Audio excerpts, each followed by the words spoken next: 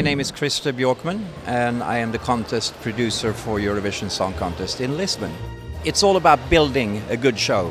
You know, you want to start with a good energy, you want to get the party going. It's almost like making a musical, you know, you want to build up and then you get emotional and then you start building up again to a crescendo and then you go back down. So it's like creating a melody of a lot of melodies. But then of course the draw is a factor that I have to consider because they are drawn into the first or the second half. So I have that limitation. Then we also have an extreme amount of props this year, which makes it almost impossible for our crew to handle it in the 40 seconds, in the 40-second turnover time that we have. So I might have to also consider some of those changeovers and put them maybe around a commercial break or something to make it easier for the people to actually do the show.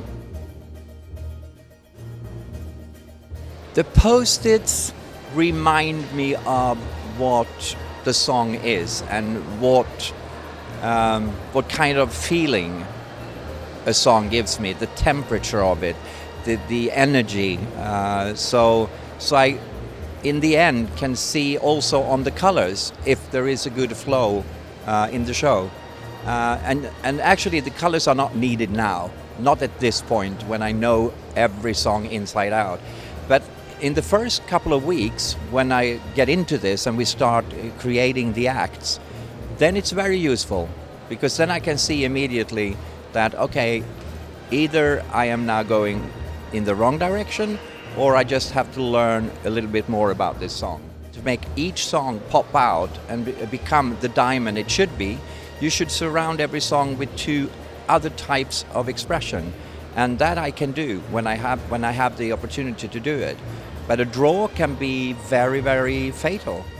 The biggest trend this year, I would say, is that everybody has put a lot of effort into making props that fit with the song.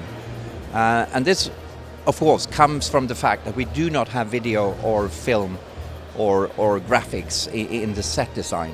There are quite a few criteria that I take into consideration. I mean, it is the prop, it is the color of the act, because I don't really want 4 red acts in a row. It's the tempo, sometimes language, not all English, like 10 English songs in a row. It could be nice to have variation in that. Sometimes I would even go for male-female, group, solo. So there are so many variations that I can use. But I would say that the most important is at the energy of the song and genre. I wouldn't put 3 up-tempo pop songs in a row, for example, and I would not put 5 ballads in a row, ever. So, I mean, I have many tools in the box to use. First of all, what I do is really, I make a suggestion. That's what I do, that's my role.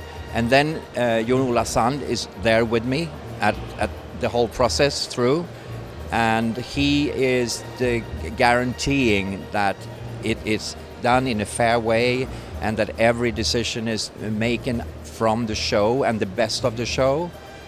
So in the end, it's him approving it.